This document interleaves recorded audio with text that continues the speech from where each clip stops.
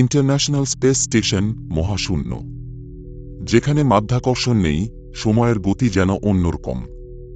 ঠিক সেইখানে এক অবিশ্বাস্য সৃষ্টি, ইন্টারন্যাশনাল স্পেস স্টেশন, পৃথিবীর মাথার উপর দিয়ে প্রতি 90 মিনিটে একবার করে ঘুরে বেড়ায়। কিন্তু প্রশ্ন হল, কেন এই স্টেশন তৈরি হল, কারা তৈরি করল, আর কেমন জীবনযাপন হয় এই অনন্য প্ল্যাটফর্মে? চলুন এক মহাজাগতিক যাত্রায় বেরিয়ে পড়ি। আইএসএস কেন তৈরি করা হলো? আইএসএস তৈরি করা হয়েছে বিজ্ঞানের জন্য, গবেষণার জন্য, মানবজাতিকে মহাশূন্য অভিযানে এগিয়ে নিয়ে যাওয়ার জন্য। 1998 সালে প্রথম এর যাত্রা শুরু হয়। এর মূল উদ্দেশ্য ছিল মহাকাশে একটি স্থায়ী গবেষণাগার তৈরি করা, যেখানে মাধ্যাকর্ষণহীন পরিবেশে বিভিন্ন রকম পরীক্ষা করা যায়, যেমন ঔষধ, পদার্থবিজ্ঞান, জীববিজ্ঞান, এমনকি কৃষি গবেষণা পর্যন্ত। হল বিশ্বের বৃহত্তম যৌথ বৈজ্ঞানিক প্রকল্প। এটি একা কোনো দেশের নয়। আমেরিকার নেসা, রাশিয়ার রসকসমস, জাপানের জ্যাক্সা, জাপান, ইউরোপের ইএসএ এবং কানাডার ফোক্স, এই 5টি সংস্থা একসাথে মিলে তৈরি করেছে। এটি একদিকে প্রযুক্তির শ্রেষ্ঠতা, অন্যদিকে বৈশ্বিক সহযোগিতার এক উজ্জ্বল দৃষ্টান্ত। মহাকাশ থেকে পৃথিবী কেমন দেখা যায় জানেন? আপনি যদি আইএসএস এর জানালা দিয়ে বাইরে তাকান, তাহলে পৃথিবীকে দেখতে পাবেন এক প্রাণবন্ত নীল আর সবুজ বলের মতো। রাত হলে পৃথিবীর বড় বড় শহরগুলো যেন তারার মতো ঝিকিমিকি করছে।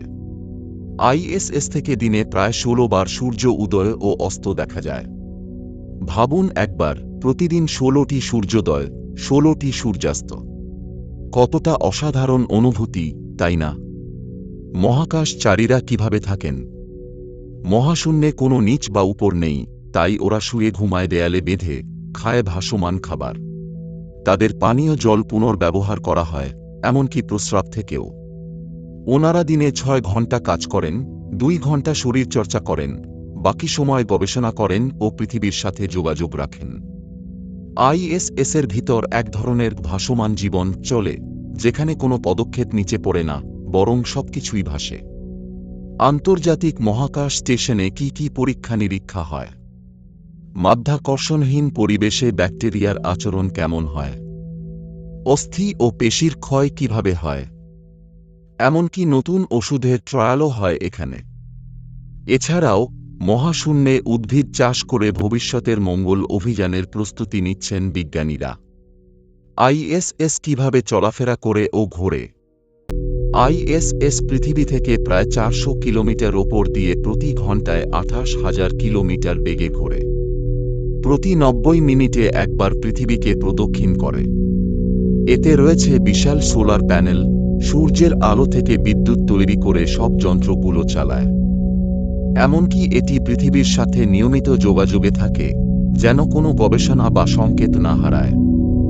ভবিষ্যৎ পরিকল্পনা: আইএসএস আর কয়েক বছরের মধ্যেই বন্ধ করে দেওয়া হতে পারে। নাসা ও স্পেস এক্স এখন লুনার গেটওয়ে ও মার্স মিশন নিয়ে ভাবছে। আইএসএস আমাদের দেখিয়ে দিয়েছে মানুষ চাইলে কতদূর পৌঁছাতে পারে।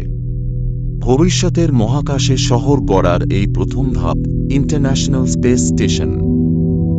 আইএসএস শুধু একটি গবেষণাগার নয়, এটি পৃথিবীর বাইরের মানুষের প্রথম বসতবাড়ি। এই স্টেশন পৃথিবীর দিকে তাকিয়ে প্রতিদিন নতুন কিছু শিখছে, নতুন কিছু জানাচ্ছে। একদিন হয়তো আমরাও, আপনি আমি, এমন কোনো স্টেশনে থাকুক মহাশূন্যে। তবে আজকের জন্য এই ভ্রমণ এখানেই শেষ।